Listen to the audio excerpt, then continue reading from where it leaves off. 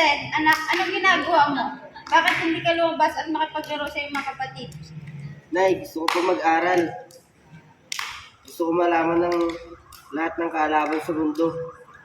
Kung magiging doktor ako balang araw, matutulungan ko ang mga tao.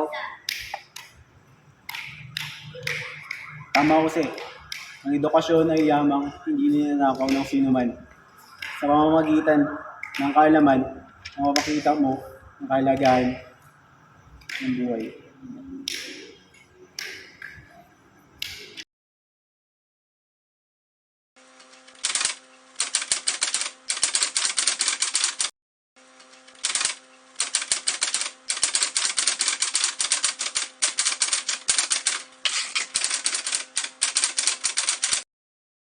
Ang kalayaan ay hindi isang bagay na ipinagkaloob sa atin ng ibang tao. Ito ay isang karapatan na ipinaglaban ng bawat isa.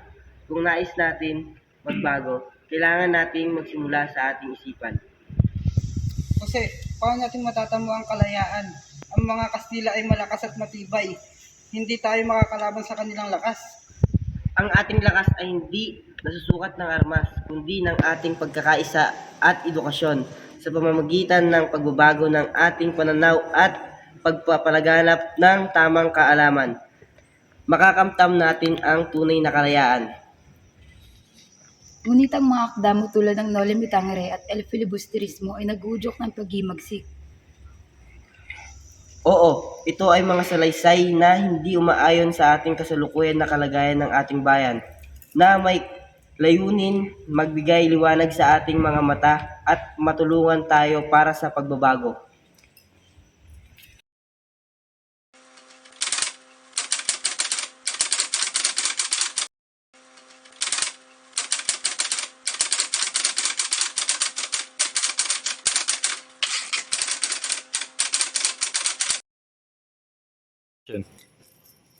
Dr. Rizal, anong layunin niyo sa pagbabalik sa Pilipinas? Marami nang nag-aakalang hindi pa panahon para sa pagbabago. Bumalik ako upang maglingkod sa ating bayan. Ang kalayaan na hindi matatamo sa pamamagitan ng armas, kundi sa pagkakaroon ng tamang edukasyon at pagpapalawak ng kaalaman ng ating mga kababayan. Ngunit, Dr. Rizal, paano kung wala tayo ng pag-asa? Ang mga Kastila ay patuloy na nagpapahirap sa atin. Huwag kayong mawalan ng pag-asa. Hindi ako matatakot sa mga sakripisyo ng buhay ko.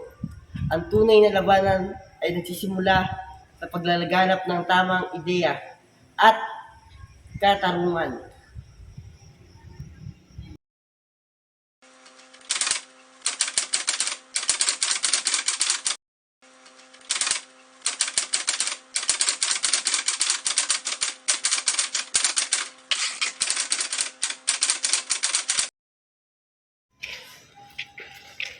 Jose, huwag mong gawin ito. May pagkakataon pang makaligtas, tumakas tayo. Hindi ko kailangan tumakas. Ang buhay ko ay sakripisyo para sa bayan. Alam ko ang kamatayan ko ang magiging simula ng isang bagong pag-asa para sa mga kababayan.